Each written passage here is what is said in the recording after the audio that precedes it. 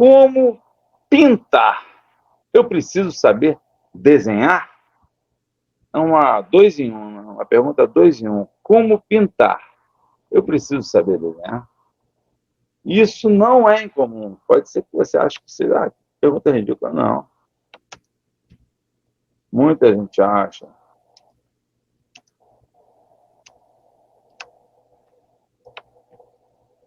Fundamental desenhar para a pintura. Muita gente acha. E aí eu vou falar um pouco sobre história da arte, porque não tenho como responder essa pergunta sem falar de história da arte. Né? História da arte. Tem que puxar um pouco, às vezes. Né? É importante que a gente tenha um certo conhecimento de algumas coisas. Né? Por exemplo, Renascimento. Foi ali que se estabeleceu se estabeleceram, né, as academias. Nas academias havia o pressuposto, ou seja, a suposição prévia, adrede, inicial, anterior, antecipada, uma suposição de que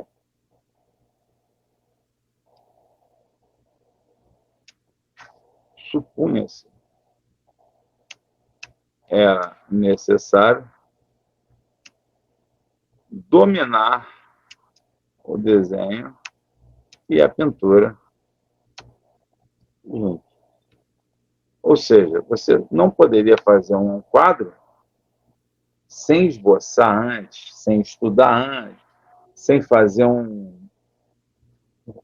uma análise prévia dos espaços. O Renascimento foi assim. Você criava o espaço pictórico tridimensional dentro da bidimensão.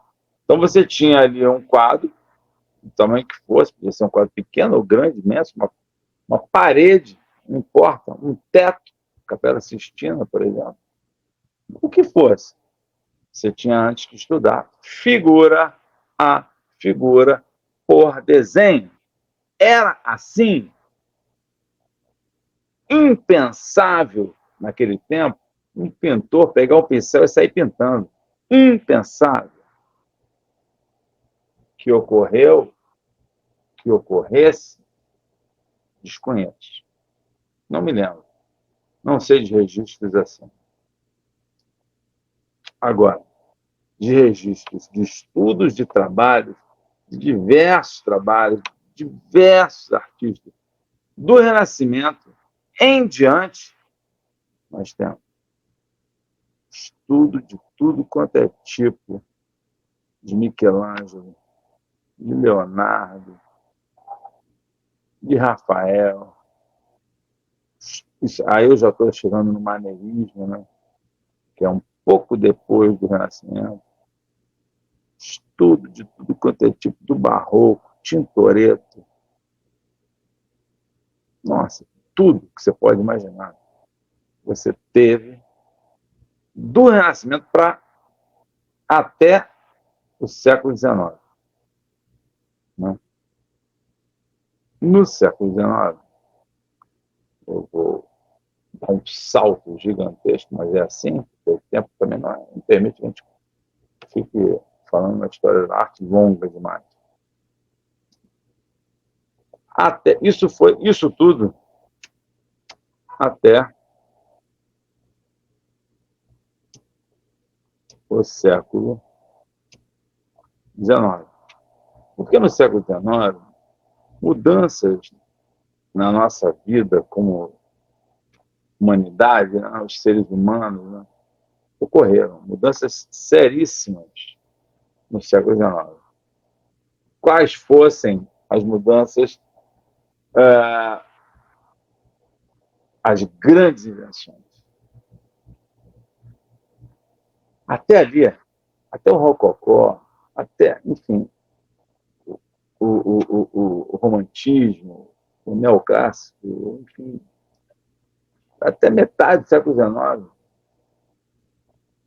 você tinha que estudar, fazer estudos anteriores. Você tinha que dominar a anatomia, tinha que dominar o sombreamento, tinha que esboçar e calcular o espaço, fazer proporções, estruturar a composição com linhas, com recursos de desenho. Até ali, respondendo uma parte da pergunta, tá? Como pintar? Eu preciso saber desenhar. Até ali você precisava dominar o desenho para aí sim pintar. Não saía um quadro do forno se antes não tivesse sido desenhado, estudado exaustivamente. Tá bom? Era assim. Ponto. A isso a gente chama academia, academicismo, né? Até o século XIX. No meio do século XIX, e eu vou até o meio, vou botar assim, meio do século XIX. Vieram as grandes invenções, e para nós, artistas, talvez uma das maiores invenções foi a fotografia. Com a fotografia, tudo muda, não há mais necessidade de representação fiel, fidedigna, idêntica, e acaba toda essa história de obrigatoriedade do desenho. Só que toda essa história que eu contei até aqui ficou marcada de alguma maneira no imaginário das pessoas. Todo mundo, quase todo mundo, acredita que se você não desenha, você não pode pintar.